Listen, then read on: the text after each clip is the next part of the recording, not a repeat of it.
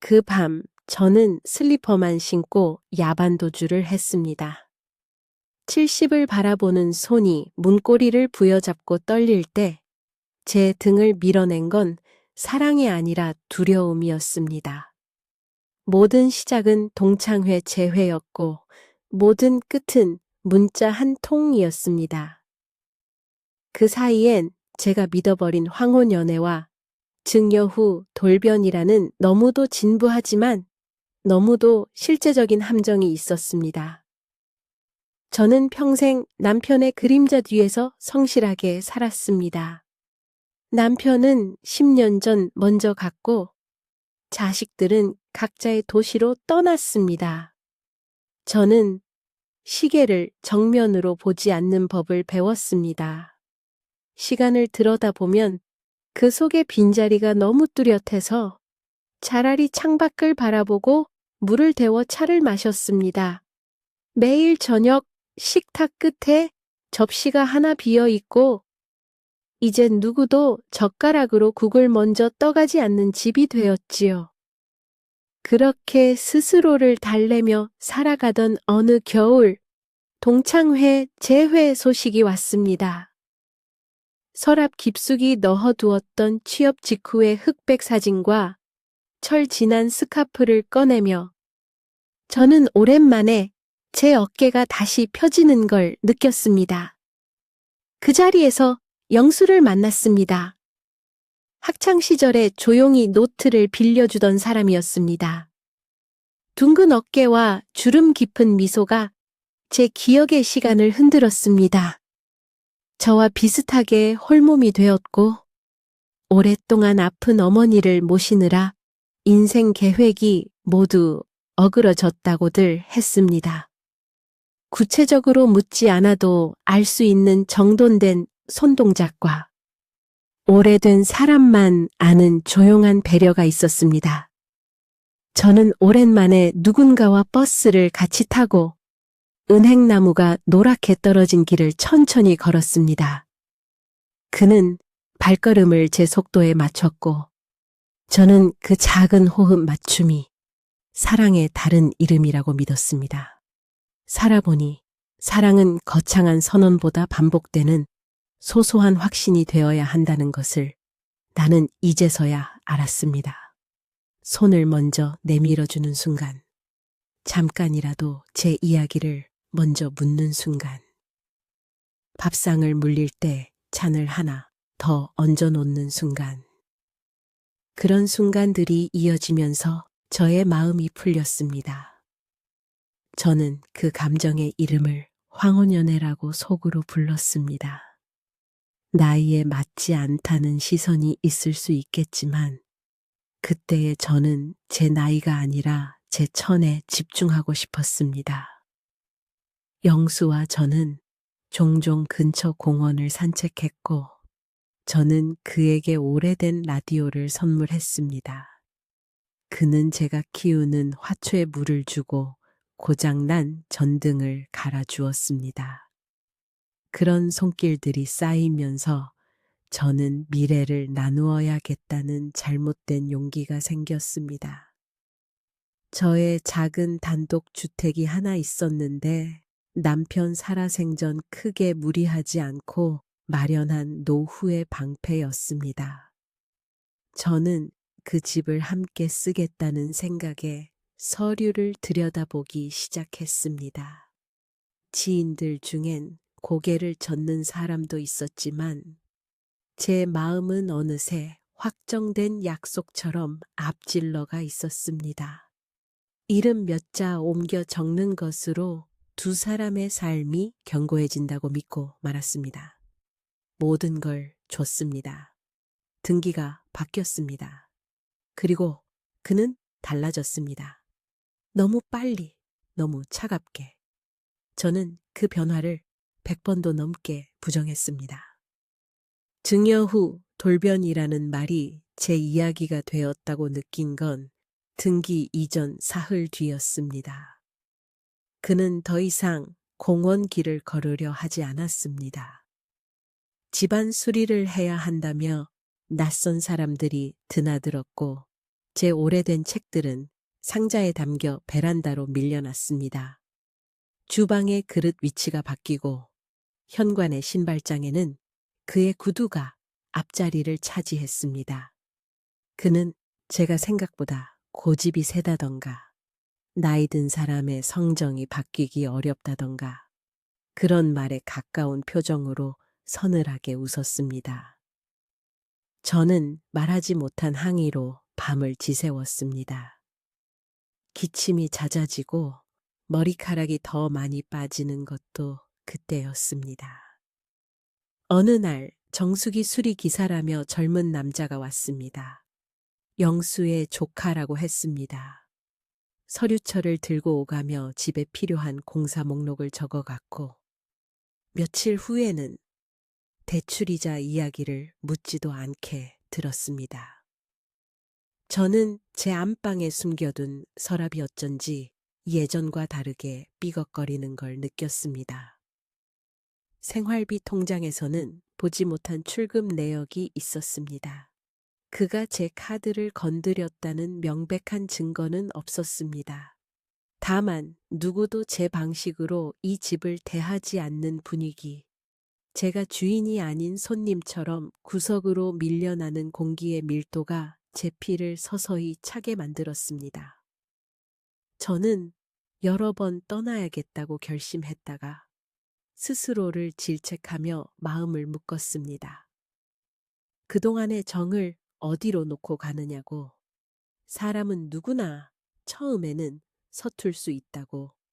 저도 제가 그를 이해해야 한다고 되뇌었습니다. 노년의 사랑은 처음부터 완성된 궁합이 아니라 서로의 규칙을 배우는 과정이라며 제 어깨를 다독였습니다. 그러나 문득문득 떠오르는 장면들, 이를테면 제가 감기에 걸렸을 때 그가 가져다 주던 따뜻한 수건 대신 결제 서류를 들고 서 있던 모습, 제 생일에 케이크 대신 공사 견적서를 내밀던 모습이 제 합리화를 찢어 놓았습니다.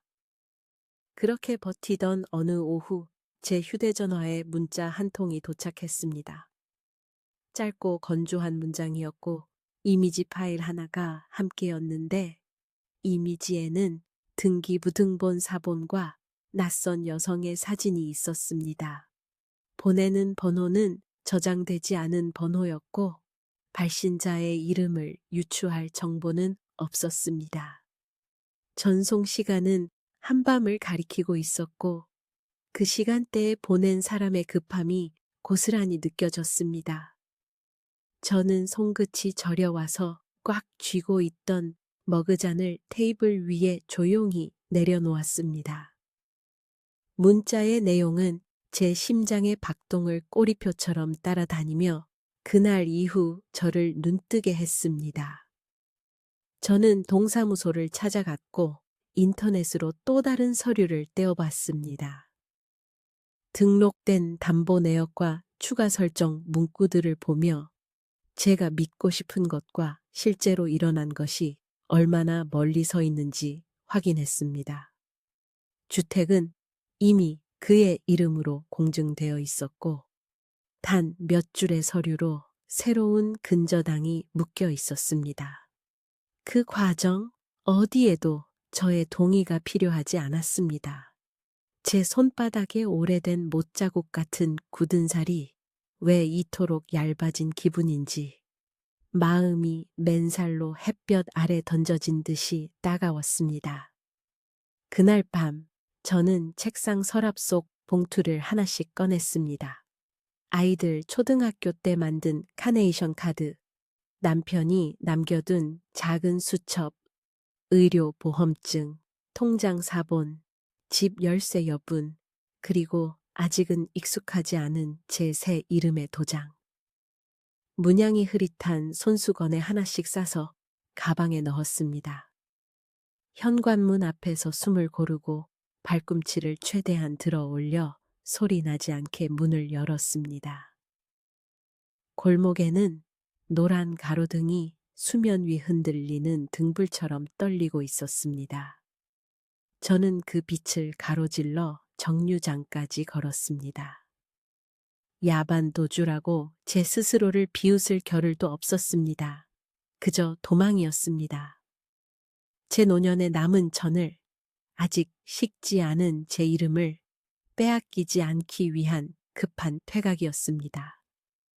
여기까지가 무너짐의 기록이라면 그 다음은 퍼즐처럼 흩어진 사실들의 조각 맞추기였습니다. 저는 문자를 다시 들여다보았습니다. 발신 번호를 검색해도 별다른 정보가 나오지 않았습니다. 누군가의 배려일 수도, 누군가의 최후 통첩일 수도 있었습니다. 저는 제게 남은 인간관계들을 차례대로 떠올렸습니다. 동창회 재회의 단체방에서 제 사진에 하트를 눌러주던 이들, 동네 반찬가게, 사장님, 교회 권사님, 그리고 영수의 조카라고 했던 그 청년. 어느 누구도 떠오르는 얼굴에 그 번호를 연결할 수 없었습니다. 저는 결국 다음 날 문자를 보낸 그 번호로 짧은 문장을 보내려다가 멈추었습니다. 그 순간만큼은 침묵이 제게 남은 마지막 선택지처럼 느껴졌습니다. 무일푼이 된 건 아니었습니다. 남편이 남긴 국민연금과 제 이름으로 된 작은 예금이 있었습니다. 저는 고향 근처의 원룸을 단기로 구했습니다. 방은 좁았지만 밤마다 몸을 펴고 잠들 수 있는 바닥이 있다는 사실만으로도 충분했습니다. 새벽이면 시장통을 걷고 낮에는 서류를 들고 구청과 법률구조공단을 드나들었습니다. 상담사의 말은 딱딱했고 되돌리려면 많은 시간과 정성이 필요하다고 들었습니다.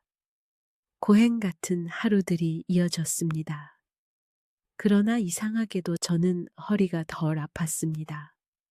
누군가의 눈치를 보지 않고 냄비에 계란을 삶고 대파를 썰고 제 리듬으로 수도꼭지를 잠그는 것이 작은 승리처럼 느껴졌습니다. 시간이 지나면서 문자를 보낸 사람이 누구인지 감이 잡히기 시작했습니다. 우연히 동창회 재회를 주도했던 정희에게서 연락이 왔고 그가 따로 불러 그날 자리에서 제 옆에 오래 앉았던 영수의 얼굴이 며칠 전과 달라졌다고 했습니다.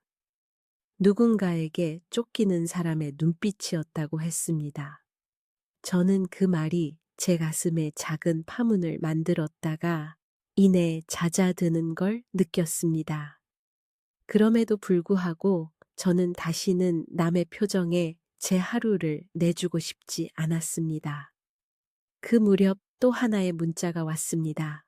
같은 번호였습니다. 이번에는 사진 2장과 짧은 설명 문장이 이어져 있었습니다.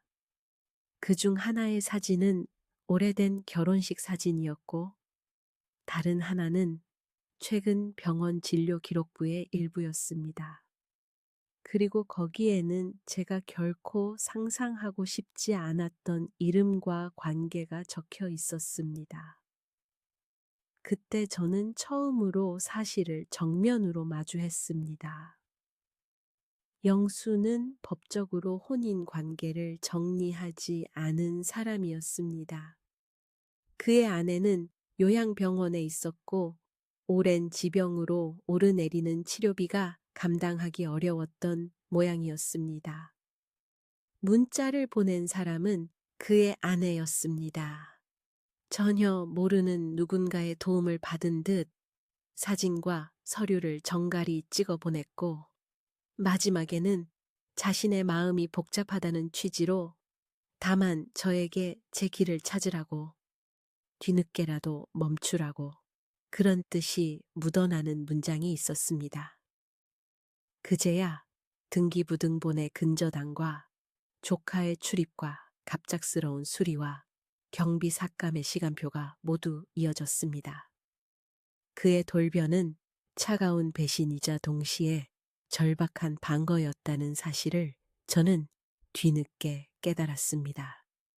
비수처럼 박힌 진실 앞에서 저는 며칠 동안 침대와 바닥을 오가며 골똘히 생각했습니다. 저는 피해자였고 동시에 남의 자리를 침범한 사람이었습니다. 누군가의 고단한 병실 위에 저의 설렘이 올라앉아 버린 꼴이었습니다. 그러나 이는 제게서 선택의 여지를 빼앗지 않았습니다. 이제라도 정리해야 했습니다. 저는 변호사 사무실 문을 두드렸고 제 상황을 처음부터 끝까지 차근히 설명했습니다. 증여무효는 쉽지 않았지만 기만과 중대한 오해, 그리고 이해상충의 정황을 모아가며 길을 열 수 있다는 답을 들었습니다. 저는 추가로 받은 문자 속 병실 사진의 날짜, 등기 변경의 시점, 그의 조카가 드나든 일정표를 하나하나 엮었습니다. 제 과거의 가계부가 증거가 될 줄은 그때 처음 알았습니다. 한편으로 저는 제 안에서 벌어지는 두 개의 전쟁도 다스려야 했습니다. 하나는 분노였습니다. 제가 사랑이라 믿고 내어준 집이 그의 지푸라기가 되었다는 사실이 용납되지 않았습니다. 다른 하나는 연민이었습니다. 병실에 누군가가 제 나이였고 혹은 제 친구였을 수도 있는 여성이 침대에 누워 있었습니다. 그 여성이 아내였다는 사실만으로 도려낼 수 없는 타인의 인간성이 제 심장의 한쪽을 붙들었습니다. 저는 결국 선택했습니다. 법적 절차를 밟되 더 깊은 복수는 하지 않겠다고 제 스스로에게 약속했습니다. 그 대신 저는 남겨진 제 삶을 회복하는데 제 모든 에너지를 쓰기로 했습니다. 갈등은 쉽게 잦아들지 않았습니다.